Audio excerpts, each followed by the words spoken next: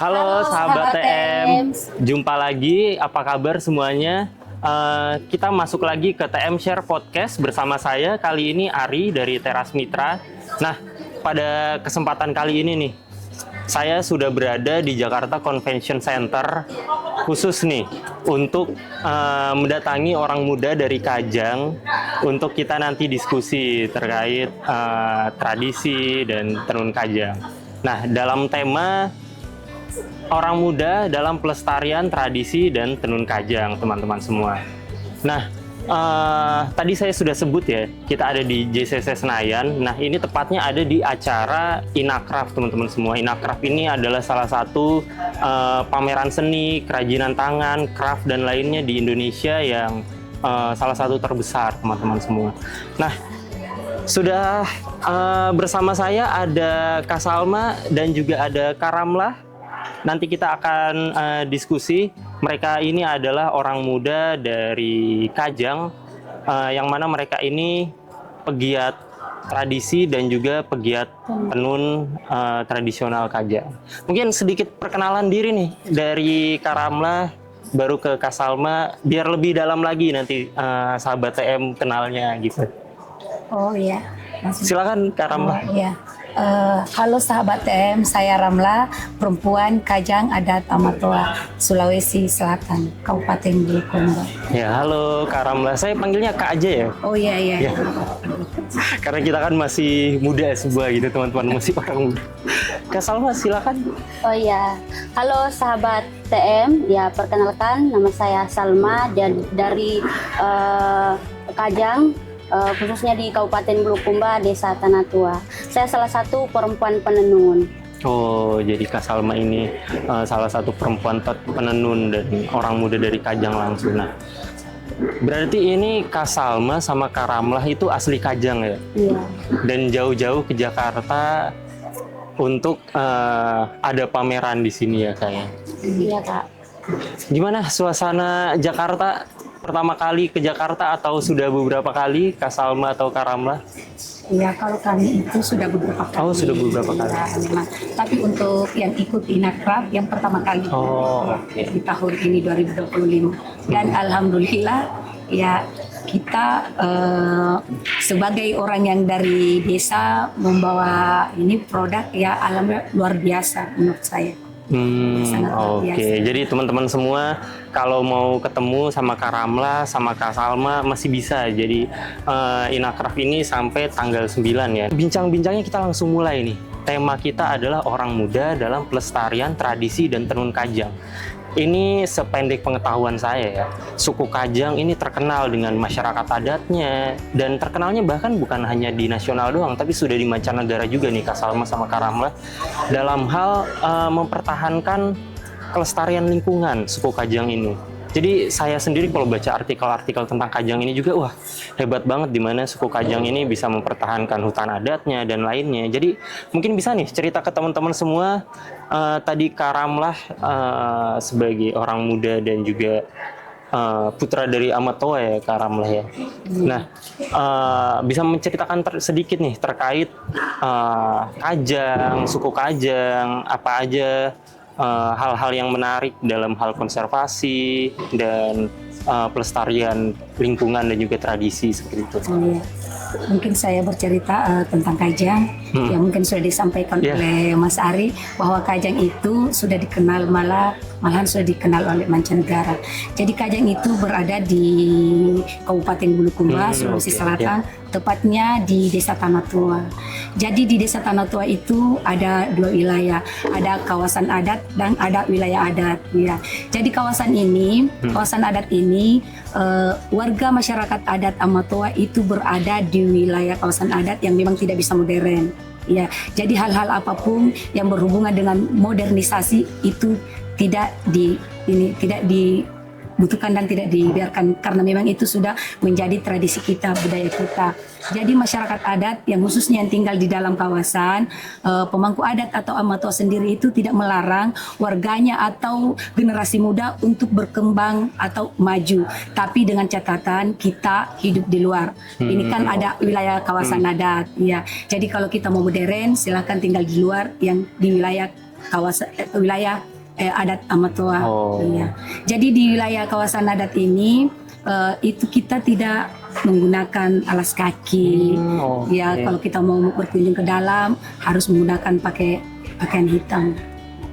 Oke, ya, menarik banget tadi penjelasan dari Kak Ramlah terkait suku Kajang dan juga masyarakat adat Kajang, di mana untuk menjaga tradisinya ada pembedaan berarti ya, kayak tadi ada bisa dibilang Kajang, suku Kajang dalam dan juga luar ya. Jadi kalau untuk misal suku Kajang, masyarakat Kajang ini mau ikut modernisasi, itu mereka harus tinggal di luar kawasan adat. di luar kawasan adat. Oke. Tapi kalau teman-teman yang di luar kawasan adat ini bolehkah masuk lagi ke dalam kawasan adat itu? Iya boleh. Jadi itu tidak ada larangan kalau mau keluar boleh, selama kalau kita ikut ke dalam, mau ke dalam lagi ikuti aturan. Jadi tidak ada larangan bahwa warga masyarakat adat yang tinggal di dalam keluar tidak dibolehkan untuk kembali lagi. Itu boleh selama kalau kita mau ke dalam mengikuti aturan yang ada di dalam kawasan adat Amatoa. Oke, jadi tadi kan ada satu yang udah disinggung nih sama Kak Ramlah. Kalau masuk ke kawasan adat dalam Amatoanya ini harus melepas alas kaki dan berpakaian mengikuti hitam ya. Nah itu boleh diceritakan lagi, apalagi mungkin ada beberapa hal lagi selain dua hal tadi gitu yang harus diikuti oleh teman-teman gitu, khususnya masyarakat Kajang yang sebelumnya tinggal di luar dan kalau mau masuk ke dalam itu harus meninggalkan modernisasi dan mengikuti tradisi yang apa aja sih gitu. Mungkin teman-teman sahabat TM di sini mau tahu juga. Oh iya. Jadi khususnya kami di dalam kawasan adat Amatoa, selain dari itu ada banyak tradisi-tradisi yang kita masih laksanakan sampai hari ini, khususnya di dalam kawasan adat Amatoa. Jadi yang pastinya kalau berkunjung ke kawasan adat Amatoa, kita memang berkewajiban yang itu pakaian hitam. Apalagi kalau harus langsung bertemu dengan ketua adatnya. Jadi pakaian hitam tanpa menggunakan alas kaki. Oke, jadi kalau mau masuk ke sana harus berpakaian hitam gelap. Nah, ini apakah hanya untuk masyarakat suku Kajang saja atau seluruh orang kalau mau berkunjung itu boleh ya ke Oh iya, itu Kajang semua dalam? orang yang mau berkunjung. Jadi di kawasan adat itu tidak membeda-bedakan, bilang istimewakan karena ini adalah seorang menteri, ini adalah seorang gubernur. Jadi siapapun itu berkunjung, itu aturan adat itu tetap seperti itu. Iya. Oke, menarik banget nih. Tadi kita juga udah membahas Amatoa lainnya. Nah, mungkin bisa diceritakan lagi nih Kak Ramlah terkait Amatoa. Jadi apa itu Amatoa gitu ke sahabat TM semua dan apa saja mungkin keunikannya seperti itu. Oh iya. Jadi kata dari Amatoa itu amma, kalau bahasa Konjo itu bapak, kalau toa itu orang yang dituakan. Jadi Amatoa itu orang yang dituakan. Jadi kami juga sebagai masyarakat adat Kajang terkait selain dari apalagi berpakaian hitam, melepas alas kaki, kami sebagai masyarakat adat Kajang itu sangat untuk pelestarian hutan. Jadi pelestarian hutan itu di sana itu sangat kita dijaga. Iya, sangat kita jaga karena hutan itu menurut kami itu adalah selimutnya dunia. Jadi paru-parunya dunia. Jadi kapan-kapan hutan itu tidak ada, berarti selimutnya dunia ini sudah tidak ada. Anggaplah kita ini manusia. Jadi manusia itu selimutnya kan ada kain, ada sarung, baju. Tapi kalau kita di Kajang itu selimutnya dunia itu adalah hutan. Karena hutan bagi kami itu adalah sumber penghidupan. Oke, jadi menarik banget filosofi masyarakat adat Kajang ini, di mana hutan ini menurut mereka adalah selimut dunia gitu. Jadi sumber penghidupan mereka itu semuanya berasal dari hutan karena makanan, sandang ya semuanya dari hutan. Nah sebenarnya ini yang harus dicontoh juga nih oleh teman-teman semua, karena bagaimanapun kita harus menjaga hutan, lingkungan, karena hutan ini memang sumber kehidupan gitu. Jadi kalau ekosistem rusak, hutan rusak, pasti kestabilan dunia ini juga akan terganggu seperti itu. Jadi menarik banget nih. Mungkin itu yang bisa dibilang buat suku Kajang ini terkenal sampai mancanegara nih. Oke, nah aku mau tahu nih Kak Ramlah, Kak Salma juga mungkin kenapa sih masyarakat adat Kajang Dalam ini harus berpakaian serba hitam gitu? Apakah ada filosofinya berpakaian hitam atau gelap seperti itu? Ya. Jadi masyarakat adat Kajang ini kenapa pakaiannya cuma dua warna, hitam dan putih? Karena masyarakat Kajang itu mempunyai prinsip talasaka masing-masing. Jadi talasaka masing-masing itu artinya itu hidup sederhana, di mana warna hitam itu warna yang paling tua di antara warna yang lain. Artinya itu mulai dari persamaan derajat, hidup setara, iya. Oke, berarti kenapa pakaiannya itu serba hitam itu untuk sebagai filosofinya untuk hidup setara, jadi tidak ada derajat, ya, hidup sederhana, ya, jadi menarik banget. Tapi tadi disinggung juga ya kayak ada selain pakaian hitam ada pakaian putih. Nah itu apakah ada perbedaan filosofi kah atau bagaimana tadi kalau pakaian putih? Oh iya, jadi kalau pakaian putih itu khususnya yang di kawasan adat Amatuap, yang laki-lakinya kan dia celananya putih, bajunya hitam. Jadi putih itu melambangkan tanda kesucian. Oh, oke. Menarik banget teman-teman semua penjelasan kita untuk mengenal lebih dekat dengan suku Kajang ini, di mana suku yang bisa dibilang sangat ketat ya untuk menjaga tanah mereka, masyarakat adat mereka, dan tradisi mereka. Seperti diskusi kita kali ini, tema kita orang muda dalam pelestarian tradisi dan tenun Kajang, teman-teman semua. Nah, mungkin selanjutnya nih, Kak, saya pernah dengar terkait istilah pasangri Kajang yang tadi sudah mungkin sedikit disinggung juga ya sama Kak Ramlah. Nah, itu tuh bagaimana ya ajaran ini dapat mempengaruhi cara hidup dan juga pola pikir masyarakat adat di Kajang seperti itu? Ya. Jadi pasang di Kajang itu menjadi pedoman bagi masyarakat adat Kajang. Jadi kehidupan sehari-hari masyarakat adat Kajang kita mengacu kepada pasang. Jadi semua hal-hal yang kita lakukan kita mengacu kepada pasang. Karena apabila ada masyarakat adat yang melanggar, yang tidak mengikuti tidak mematuhi pasang dan tidak mengikuti aturan, maka masyarakat adat Kajang itu ada denda, ada sanksi. Jadi di wilayah masyarakat adat Kajang khususnya yang ada beberapa desa itu sanksi adat masih berlaku. Ya. Jadi kita tidak semena-mena melakukan sesuatu tanpa sepengetahuan oleh amatua atau pemangku adat yang ada di sana. Oke. Nah, tadi itu mengikuti pasang. Itu maksudnya pasang itu artinya apa ya, Kak? Ya, jadi pasang itu artinya itu pesan.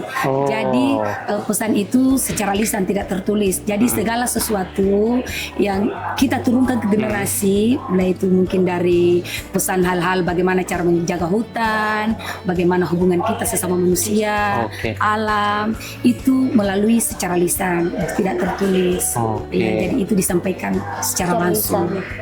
Oke, berarti hukum adat ini masih berlaku ya untuk tadi ajaran pasangri Kajang, dan mungkin bisa di-sharing juga nih Kak terkait apa aja sih 1-2 hal hukum adat di Kajang, mungkin kayak misal ada orang mencuri atau hukum adat lainnya gitu, biar sahabat TM di sini semua juga tahu gitu, lebih mengenal tentang suku Kajang seperti itu.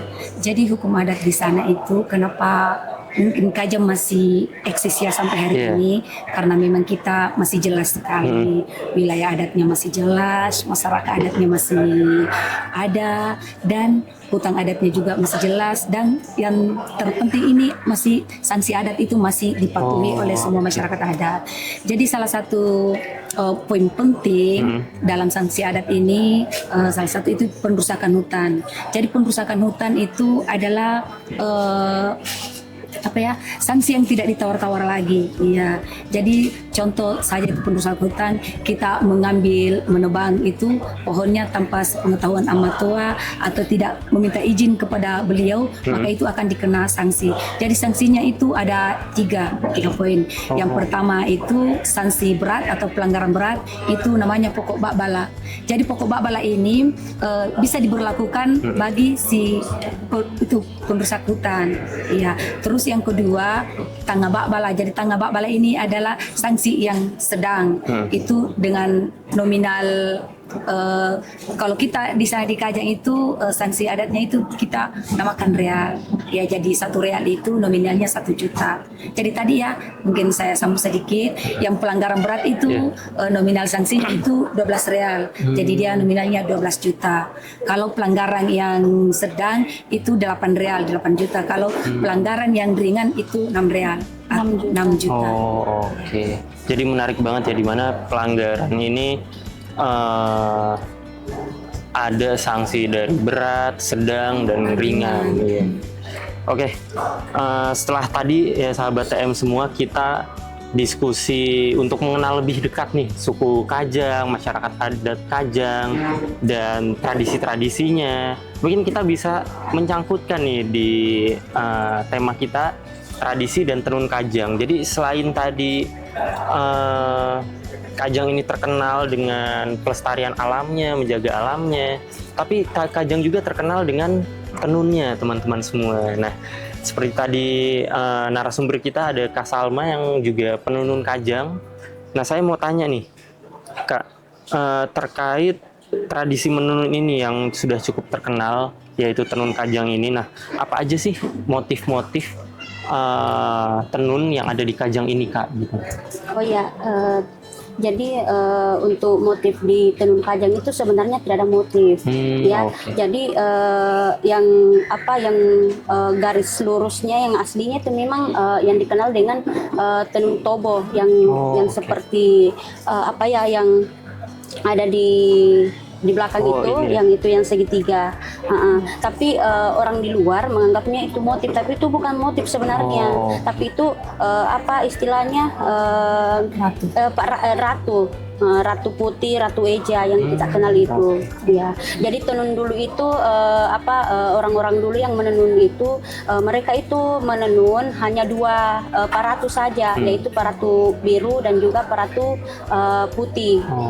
Nah, di mana paratu putih itu khususnya untuk pakaian perempuan, terus untuk ratu biru pakaian untuk laki-laki. Gitu. Oke. Jadi tenun Kajang ini juga terkenal dengan sebenarnya tidak ada motifnya, kayak cuman tadi seperti sudah dijelaskan ada paratu ya.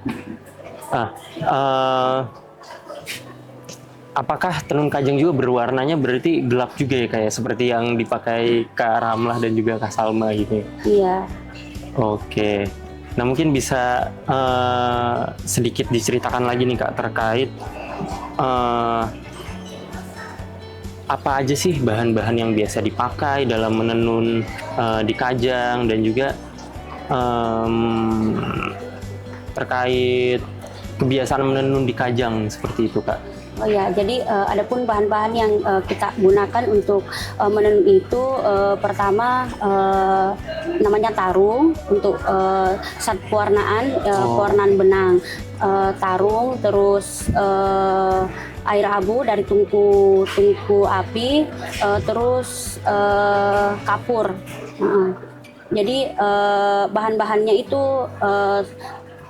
sangat sederhana, dan juga benang-benang putih yang kita warnai sendiri dari bahan alami itu sendiri dari daun tarung. Oke, jadi masih pakai pewarnaan alami ya, kayak atau sudah beberapa pakai pewarnaan buatan gitu, Kak? Ya, jadi khususnya untuk tenun Kajang itu 100% dia menggunakan pewarna alami dari daun tarung itu.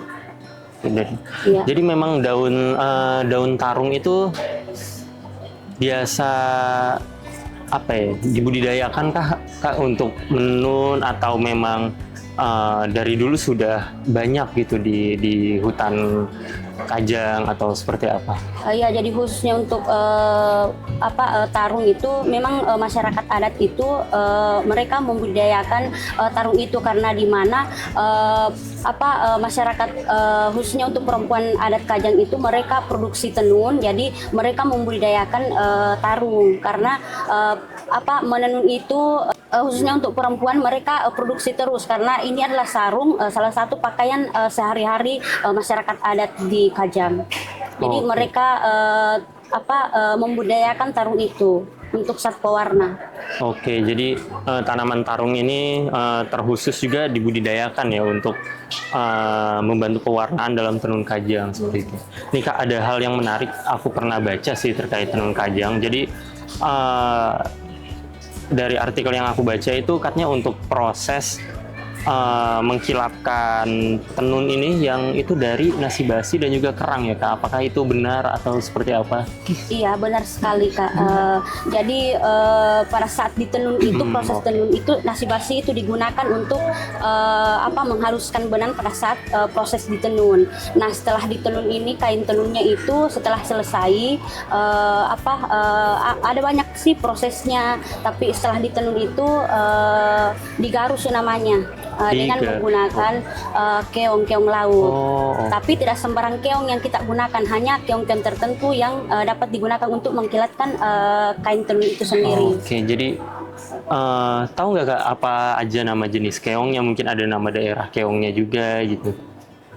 Kalau keong hanya satu jenis keong yang kita gunakan untuk mengkilatkan tenun itu namanya bilalu. Yang kita kenal di Kajang itu bilalu. Oke. Mungkin nanti bisa dikasih sedikit informasi ya tentang bilalu ini seperti itu. Nah, biasanya untuk kapas atau benang tenunnya sendiri nih Kak, itu tuh dibeli atau ada upaya juga untuk menanam pohon kapasnya sendiri seperti itu Kak? Oh iya, jadi untuk bahan utama benang yang kita gunakan itu benang pabrikan. Tapi dulu itu nenek moyang kami masih menggunakan kapas, tapi seiring berjalannya waktu karena kan budidaya tanaman kapas di sana sudah tidak ada, jadi kami membeli benang pabrikan. Ya. Jadi kita beli benang pabrikan dari luar itu kita warnai sendiri dengan bahan alami itu. Tadi yang dengan tanaman tarung tadi daun ya, betul Kak. Oke, jadi tadi proses menenun dan kita bisa lebih kenal lagi terkait tenun seperti itu. Nah, kalau misal ini nih tenun Kajang ini yang tadi balik lagi ke bahan alami dari nasi basi dan juga dari kerang untuk mengkilapkannya. Nah, kilap ini kalau dicuci itu kira-kira bisa luntur nggak ya Kak ya? Iya, bisa luntur Kak, tapi kalau misalnya sudah dicuci bisa dikilapkan kembali. Tapi ini kan kalau misalnya kain tenun digunakan itu setelah digosok kita gunakan kan tidak langsung dicuci. Nanti kan beberapa hari atau memang betul-betul kotor baru bisa dicuci. Jadi ini sarung atau kain tenun itu dia punya perawatan khusus. Tidak boleh dicuci dengan menggunakan deterjen. Nah, setelah dipakai itu tidak langsung dicuci atau bisa diangin-anginkan saja. Seperti itu. Mungkin tadi udah dijelaskan beberapa motif juga dan juga cara pembuatan tenun, mulai dari menggunakan pewarnaan alami, terus ada juga tadi untuk mengkilapkannya nih. Mungkin bisa dikasih tahu nih ke sahabat TM semua, ini kayaknya ada beberapa tenun Kajang yang dibawa ya Kak Salma dari Kajang langsung. Mungkin bisa diperkenalkan ke teman-teman TM semua apa aja ada perbedaannya Kak? Nah, tadi yang saya agak lupa tadi yang parang laki dan buat perempuan itu mungkin bisa dijelaskan ke sahabat TM semua gitu, yang mana yang untuk laki-laki, yang mana untuk perempuan seperti itu. Ya, jadi untuk laki-laki ini yang Ratu Biru. Oh, Tapi kalau khususnya untuk keluar kan dulu itu nenek moyang kami khususnya untuk perempuan biasanya menggunakan Ratu yang warna putih. Terus laki-laki warna biru, tapi seiring berjalannya waktu jadi ini bebas-bebas saja, bisa dipakai untuk perempuan, bisa dipakai untuk laki-laki. Tergantung kesukaan mereka mau pakai yang warna apa. Oke, jadi nggak ada larangan ya? Tapi dasarnya memang dari warna hitam. Ya. Oke, jadi ini ya sahabat Teras Mitra semua bisa kita lihat. Yang sudah Jadi digosok ini tenun kajang yang sudah digosok, mengkilap, dan ini juga dibawa langsung. Nah ini keong lautnya. Nah ini namanya bilalu yang kita gunakan untuk menggosok kain tenun itu supaya mengkilat seperti ini. Ya.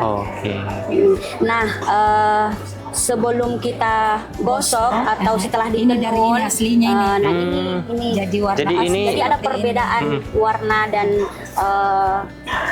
ketebalan kain pada saat sebelum digosok. Nah ini lebih agak kasar. Nah setelah digosok itu agak lebih halus. Oke, iya. Jadi ini terlihat sekali ya teman-teman. Ya mungkin kalau ada cahaya bisa terlihat pantulan cahaya mengkilapnya ya teman-teman. Oke, ini menarik banget sih. Berarti kalau menggosok ini kira-kira perlu waktu berapa lama ya kayak? Iya, jadi untuk menggosoknya itu perlu waktu 1 hari, satu kain tenun. Berarti bisa dibilang cukup effort gitu ya teman-teman, cukup memberikan banyak tenaga, tapi memang di situ uniknya sebuah tradisi di masyarakat seperti itu.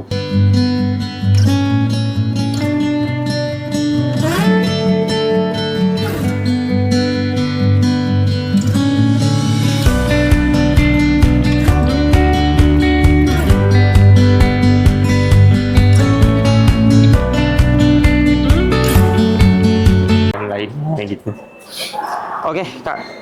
Saya balik lagi nih ke pertanyaan. Setelah tadi lebih mengenal terkait tradisi di Kajang, masyarakat adat, terus terkait tenun Kajang, mungkin saya mau nanya terkait pandangan Kak Ramlah dan juga Kak Salma, peran orang muda nih dalam pelestarian tradisi dan juga tenun di Kajang nih, seperti apa? Dari Kak Ramlah dulu boleh? Jadi peran orang muda itu dalam pelestarian adat di Kajang itu memang sangat penting, karena di mana generasi muda lah yang paling berperan, karena dia yang akan menjaga, artinya itu dia akan menjaga generasi selanjutnya, dan dia yang akan bagaimana budaya ini bisa bertahan. Jadi khususnya kami di masyarakat adat, peran anak muda itu memang sangat penting di situ. Karena contohnya contoh sarung yang saya pegang sekarang ini, dulu kan cuma kita gunakan sarung saja, iya. Tapi alhasil karena ide dengan generasi muda, anak muda, akhirnya sarung ini kita bisa bikin dalam beberapa produk. Khususnya yang kami bawa dari Kajang. Jadi kami bawa dari Kajang itu ada produk, ada tas, ada shawl, iya. Jadi ini peran penting generasi. Jadi kita juga sebagai generasi membantu penenun yang ada di sana. Karena di penenun itu di sana khususnya itu perempuan itu 90% itu perempuan memang kerjaannya menenun. Jadi kita membantu untuk memasarkan tenun dengan atau produk yang ada. Ya, karena kalau cuma sarung saja itu kan harganya mahal, ya. Jadi tidak bisa dijangkau oleh semua kalangan. Tapi dengan adanya ide-ide generasi muda, ide-ide semuanya, dan akhirnya sekarang kita bisa nikmati tas-tasnya yang mulai dari harga yang 30.000 ya, sampai harga yang 300.000 itu ada. Jadi semua kalangan itu sudah bisa menjangkau. Jadi penting sekali itu generasi muda, khususnya yang pemuda-pemuda yang ada di Kajang. Oke, jadi gimana tadi udah disampaikan Kak Ramlah terkait peran generasi muda untuk membuat inovasi ya teman-teman semua, seperti yang dilakukan Kak Ramlah dan Kak Salma sekarang bisa berkesempatan untuk ikut pameran salah satu terbesar di Indonesia, Inacraft di Jakarta ini di tahun 2025. Nah, mungkin ke pendapatnya Kak Salma nih, melihat bagaimana peran orang muda di Kajang ini dalam membantu melestarikan tradisi dan juga tenun kajang dan membantu menjaganya seperti itu. Iya, jadi betul sekali apa yang tadi dikatakan sama Kak Ramla bahwa pemuda itu berperan penting untuk melestarikan budaya adat, dan memang untuk melestarikan budaya dan adat sangat berpengaruh untuk perempuan dan pemuda, karena di mana salah satunya adalah perempuan penenun, di mana di Kajang sendiri itu anak-anak mulai menenun itu umur 13 tahun. Jadi ini adalah salah satu peninggalan nenek moyang kita yang memang perlu kita jaga dan kita lestarikan sampai hari ini. Ya, jadi benar sekali apa yang dikatakan tadi sama Kak Ramla. Jadi peran pemuda itu sangat penting. Ya.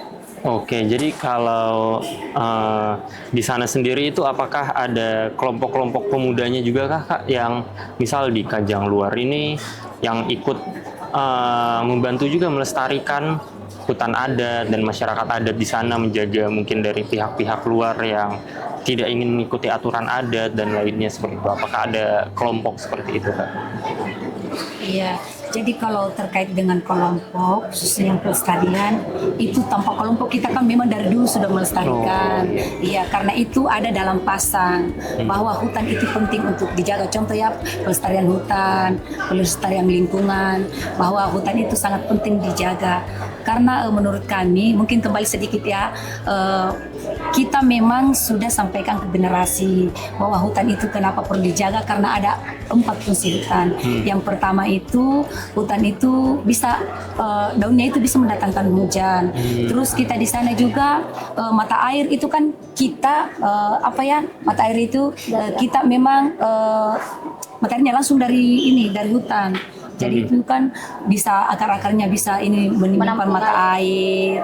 Terus juga yang kedua itu semua yang ada di dalam hutan itu kita jaga. Contohnya itu kayak lebah, itu tidak bisa memang diambil sama sekali. Terus itu udang, ikan, rotan yang ada dalam hutan itu tidak bisa diambil. Karena kapan-kapan hutan ini habis, maka dunia ini akan panas, bencana di mana-mana. Dan alhamdulillah di Kajang itu karena kita melestarikan hutan, kita melestarikan lingkungan, tidak pernah ada bencana yang terjadi. Beda mungkin kalau di luar sana ada gempa, ada pemanasan global yang semakin memanas. Dan alhamdulillah kita di Kajang sekalipun ada pergeseran, tapi pergeserannya itu tidak signifikan kita rasakan. Oke. Jadi itu salah satu manfaat juga ya dari mana masyarakat adat ini menjaga hutan, menjaga ekosistem di dalamnya seperti itu. Nah, menurut Kak Salma bagaimana Kak terkait tadi? Mungkin Kak Salma sendiri kan sekarang seorang penenun, apakah ada kelompok penenun seperti itu yang giat untuk membuat inovasi-inovasi tenun dan dipasarkan juga di luar? Apakah ada seperti itu Kak? Iya, jadi khususnya untuk tenun ya ada untuk kelompok tenunnya, dan salah satu kelompok tenunnya itu Kak Ramla sendiri, saya dan juga teman-teman dari penenun Kajang, di mana kami punya kelompok penenun, dan juga salah satunya itu ini ada produk yang kita bawa di sini itu dari salah satu kelompok kami yang bekerja sama dengan teman-teman penenun, memberdayakan perempuan penenun. Kita ambil barangnya terus kita jahit seperti ini, itu kan salah satu pemberdayaan perempuan penenun. Iya, seperti itu Kak. Oke. Mungkin teman-teman mau tahu nih produk apa aja yang dibawa jauh-jauh Kak Salma sama Kak Ramla.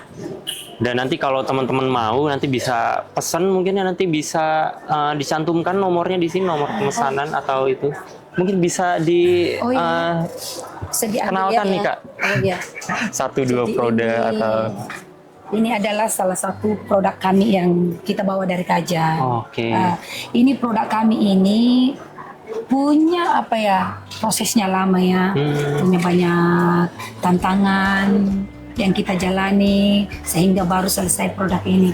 Jadi produk ini tidak lupa juga kami sebagai ketua kelompoknya berterima kasih banyak sekali kepada teman-teman yang sudah membantu akhirnya produk ini bisa jadi ya, terutama yang dari Aman, dari kemitraan, dari Lawe sendiri ya. Jadi kita berangkat ke sini itu difasilitasi oleh Lawe ya, teman-teman Lawe. Jadi Lawe itu dia memang memulai kita dari awal untuk membuat produk, mulai dari proses penjahitan, mereka lah yang berperan penting, dan akhirnya kami bisa sampai di JCC dan bisa menikmati pameran yang luar biasa ini yang terbesar di Indonesia. Oke, alhamdulillah teman-teman semua. Nah, apa yang dibawa Kak Salma nih? Iya, jadi sama ini kan satu kelompok ya. Jadi ada beberapa produk yang kami bawa khususnya untuk pameran di GCC. Sekarang itu kami punya produk tas, ada macam-macam. Jadi ada beberapa yang sudah laku sama ini yang laku. Jadi nah, selain kami punya produk tas, sekarang produknya sudah punya ini juga logo, sudah brand punya label. ya. Jadi namanya itu Kalia. Di mana Kalia di sini itu Kajang Lele Nama Tua. Terus sedikit cerita juga di mana gambar logonya yaitu bentuk K. Nah, K-nya ini salah satunya ini adalah alat tenun yang kita gunakan. Kan kita ini produksi dari hasil tenun sendiri. Jadi kita ambil alat tenun penopang di belakang alat tenunnya, terus ini balirah namanya dengan boko-boko ya, seperti itu. Jadi kami terinspirasi kenapa kita angkat ambil huruf K jadikan logo itu karena kita terinspirasi dari tenun ya, seperti itu. Jadi tadi sudah dijelaskan juga filosofi dari kelompok tenun Kajang ini Kalea yang terinspirasi dari alat tenunnya itu sendiri. Menarik banget nih. Seperti tadi sudah dijelaskan ya, kalau di sini Kak Salma dan Kak Ramlah itu dibantu oleh Lawe Indonesia juga. Nah, itu dalam program Weaving for Life teman-teman semua. Nah, mungkin bisa diceritakan nih Kak Salma itu kan pernah dapat beasiswa juga ya, program Weaving for Life untuk kegiatan foto story seperti itu. Mungkin bagaimana nih pengalaman dan ceritanya Kak Salma dapat beasiswa untuk foto story? Iya, jadi kemarin kami berkesempatan ikut beasiswa dari Weaving for Life yang dari TM sendiri. Jadi alhamdulillah itu kami banyak mendapat pengalaman bagaimana cara memotret pengambilan gambar dan untuk mempromosikan mempromosikan produk kami itu cara memotret itu bagaimana caranya supaya orang itu tertarik pada saat melihat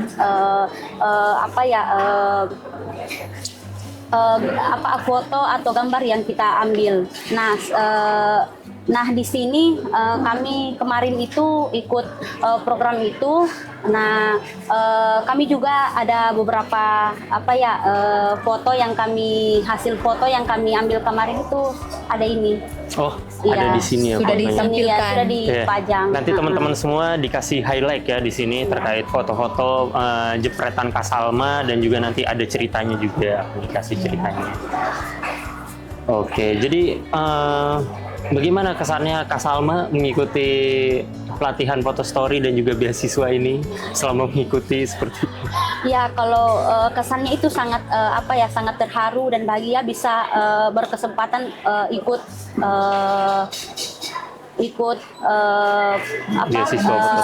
beasiswa Weaving for Life itu karena kan kemarin kami hanya di Sulawesi Selatan itu satu-satunya ada 2 di Bulukumba yang ikut, saya dengan juga ada teman dari Bulukumba. Nah, kebetulan kami itu kemarin mengangkat tenun ya. tema tenun. tenun. Oke, mungkin sedikit dikasih cuplikan nih ke teman-teman semua.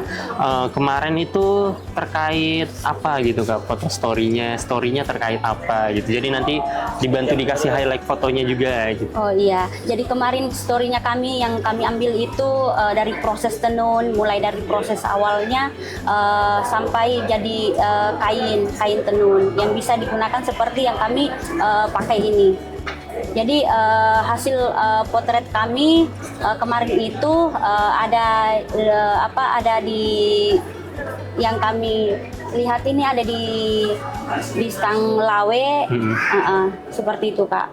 Oke, menarik banget ya tadi pengalaman Kak Salma juga melalui program Weaving for Life.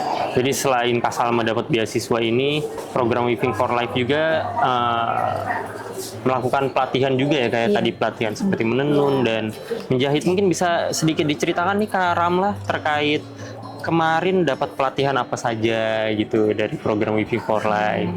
Jadi pertama kami dapat pelatihan ini dulu. Ade Salma itu pemuda Kajang yang diundang ke Jogja untuk belajar. Setelah itu kembali ini lagi yang Weaving for Life mengarahkan yang ini tim kita yang dari Lawe ya untuk datang ini apalagi membantu kita untuk ini bikin produknya. Jadi yang pertama itu produk yang kita bikin memang itu proses ini ya pewarnaan pewarna. Terus yang kedua itu dia masuk itu penjahitan tas, artinya itu kita menjahit yang muda-muda dulu. Terus yang datang ketiga lagi kita sudah mulai menjahit tas yang agak lebih berat gitu, lebih tebal. Iya, jadi ini hasilnya yang seperti ini. Oke. Iya, dan alhamdulillah sudah bisa memproduksi kelompok tenun kalian ini sudah bisa memproduksi dan alhamdulillah sekali teman-teman semua. Jadi teman-teman semoga mohon maaf. Jadi teman-teman saat membeli produk-produk dalam negeri ini jangan terlalu melihat kayak harganya mahal atau bagaimana, karena sebenarnya di dalam produk ini ada sebuah story teman-teman, ada cerita panjang, ada perjuangan dari suku di Indonesia, perjuangan di Indonesia seperti itu. Dan jadi bisa dibilang jangan melihat dari harganya tapi melihat dari value-nya, dari nilainya gitu. Jadi teman-teman kalau tertarik bisa nanti pesan produk-produknya. Dan juga kalau ada mungkin teman-teman yang menonton ini di daerah Sulawesi Selatan, apakah ada galerinya atau ada tempat belanjanya gitu kalau di dekat Kajang, mungkin bisa diinfokan Kak Ramlah atau Kak Salma. Jadi tempat belanjanya itu kita fokuskan di pintu kawasan adat Amatua. Jadi yang ingin membeli, yang berminat mau beli produk kami, maka yang bisa berkunjung langsung ke kawasan adat Amatua yang ada di pintu gerbang. Dan bisa juga langsung pesan online. Bisa menghubungi kontak Karamlah atau kontak saya. Ada Instagramnya juga. Iya, ada Instagramnya boleh diinfokan. Kalea Tenun. Kalea Tenun. Jadi nanti kalau teman-teman mau kepo, mau ngulik-ngulik tentang produknya apa aja, nanti bisa kunjungi Kalea Tenun dan nanti bisa pesan online juga. Tapi kalau teman-teman berkesempatan datang, tadi bisa langsung kunjungi toko offline-nya, itu ada di pintu masuk kawasan adat Kajang. Amatoa.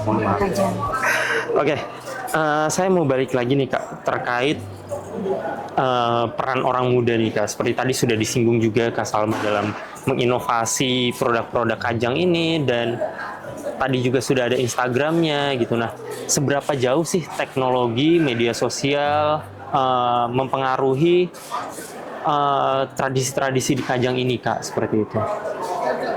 Iya, jadi kalau mempengaruhi teknologi yang mempengaruhi tradisi di Kajang, sebenarnya itu kalau dibilang pergeseran mungkin sedikit ada pergeseran, tapi pergeserannya itu tidak signifikan karena di kawasan adat Amatua itu ada pembatasan, artinya apa ya, semua hal-hal yang berbau modern itu kita tanggalkan di luar. Jadi kalau kita mau modern, kita mau menggunakan media sosial, maka silakan keluar. Oke. Ya, gitu. Oke, jadi memang kalau dibilang suku Kajang ini masih menjaga sekali ya untuk tradisi dan lainnya. Jadi kalau mau hidup sesuai tradisi, hidup selaras dengan alam, meninggalkan modernisasi, itu bisa di kawasan adat Kajang Dalam.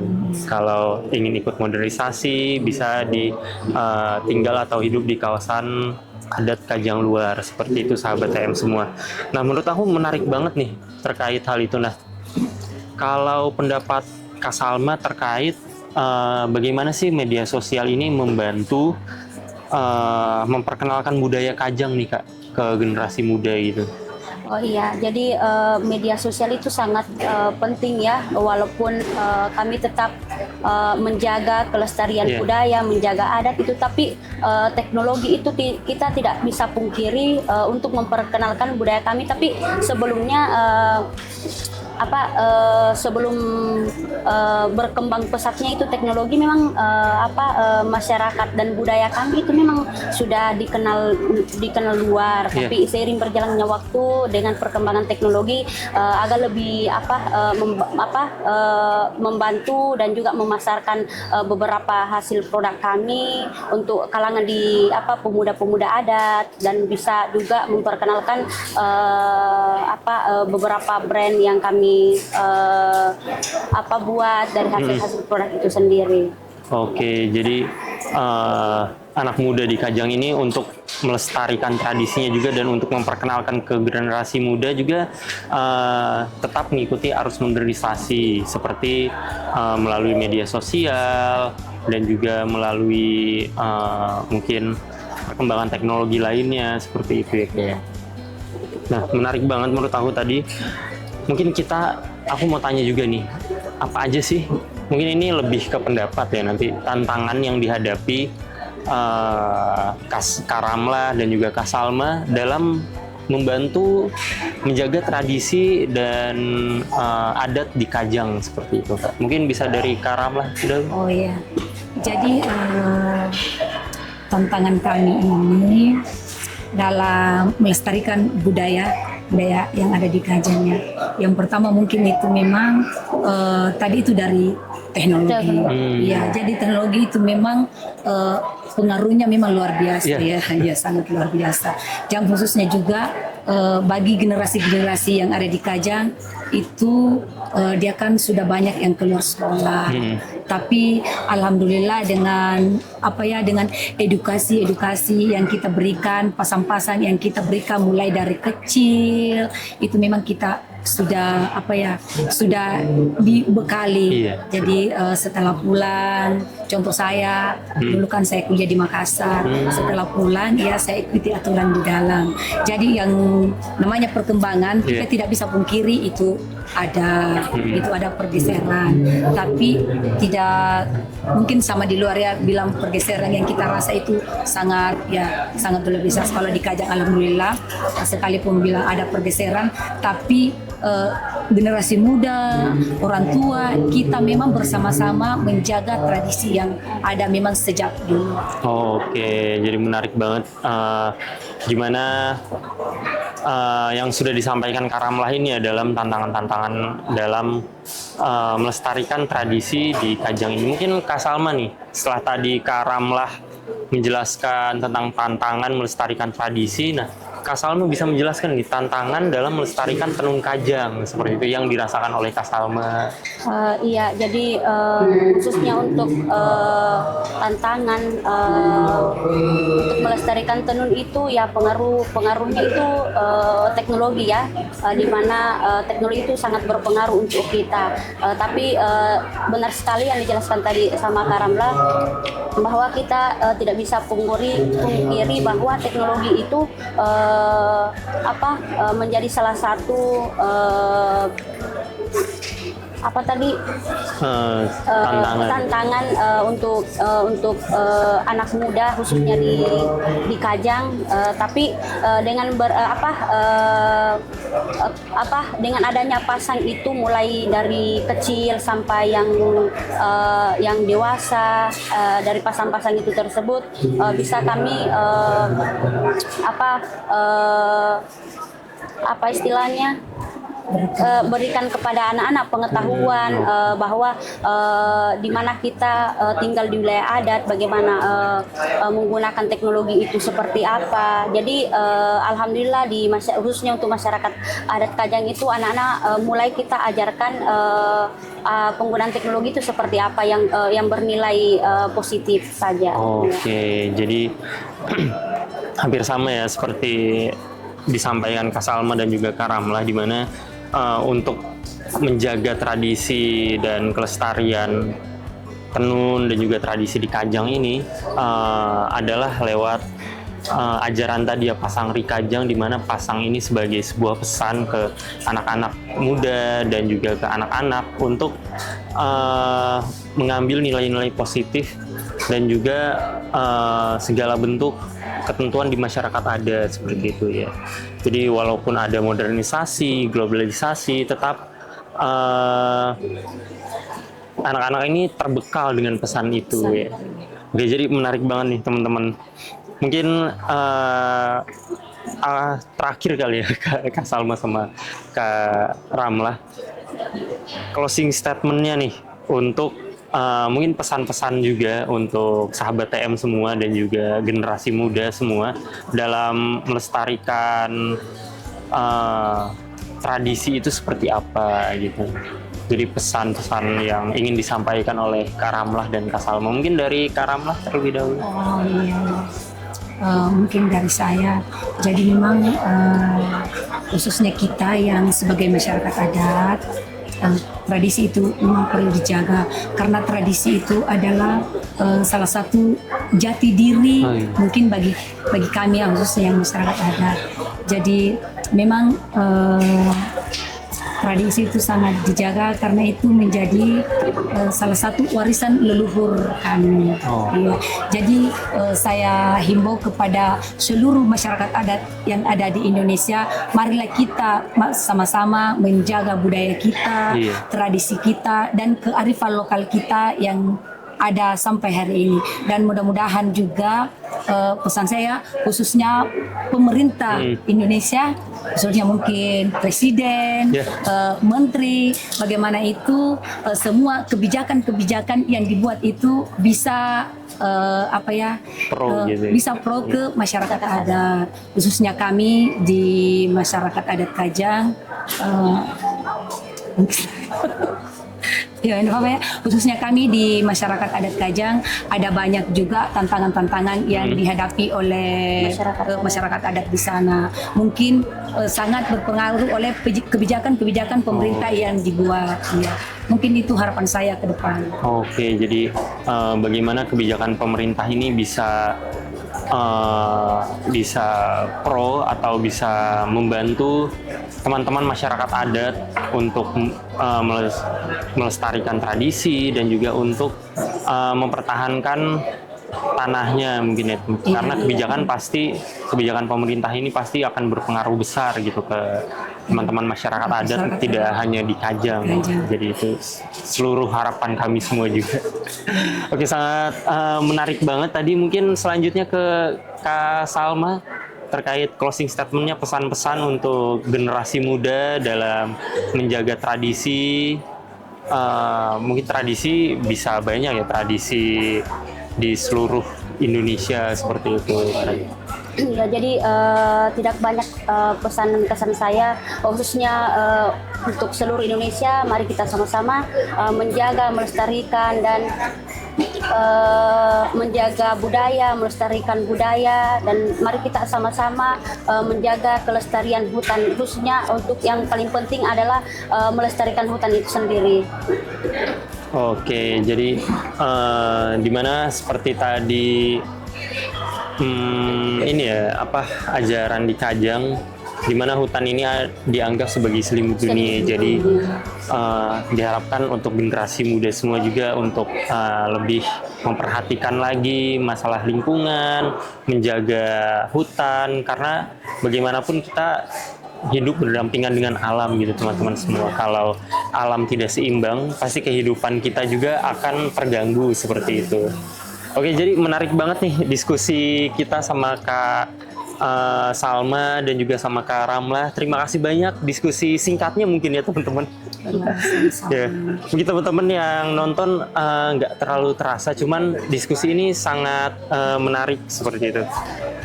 Oke, terakhir saya juga mengucapkan terima kasih banyak kepada teman-teman semua, sahabat TM yang sudah nonton podcast ini, dan semoga nanti bisa berkunjung lagi ke podcast-podcast kita selanjutnya. Dalam tema podcast kali ini, orang muda dalam pelestarian tradisi dan tenun Kajang, dan saya pamit undur diri. Dan kita jumpa lagi teman-teman semua. Sampai jumpa sahabat TM semua. Terima kasih. Dadah.